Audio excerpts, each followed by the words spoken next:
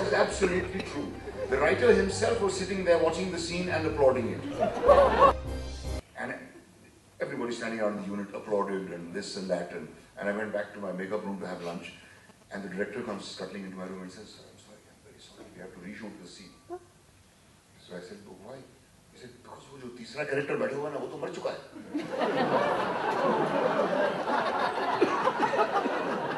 This is absolutely true. The writer himself was sitting there watching the scene and applauding it. After the scene was done, he suddenly realized, oh, ये character कहाँ से आ गया?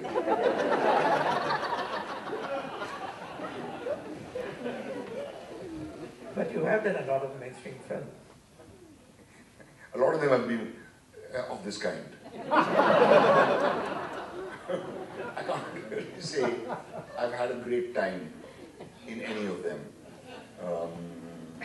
Let me think. I can't think of any which I have really, called up Ratna and said, hey, I had a great day's shoot today, among the mainstream movies. Yeah. A Wednesday is not mainstream. Yeah. Well, no, it's not, I think. But it did do very well. It did extremely well, which was a sleeper, which surprised everyone. A lot of right-wingers loved it, which bothered me a little bit.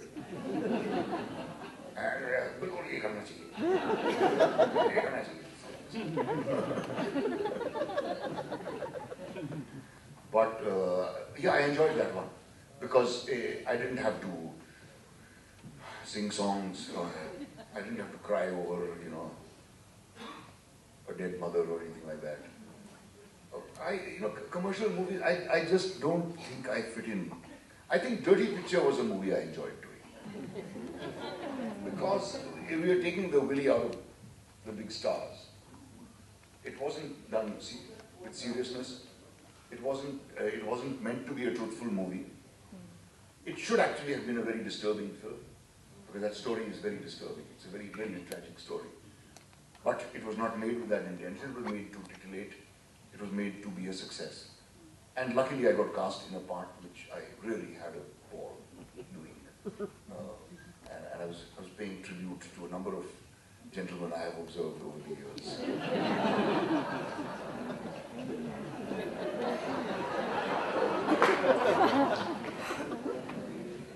You said in the book that generally a film about a film doesn't work, right?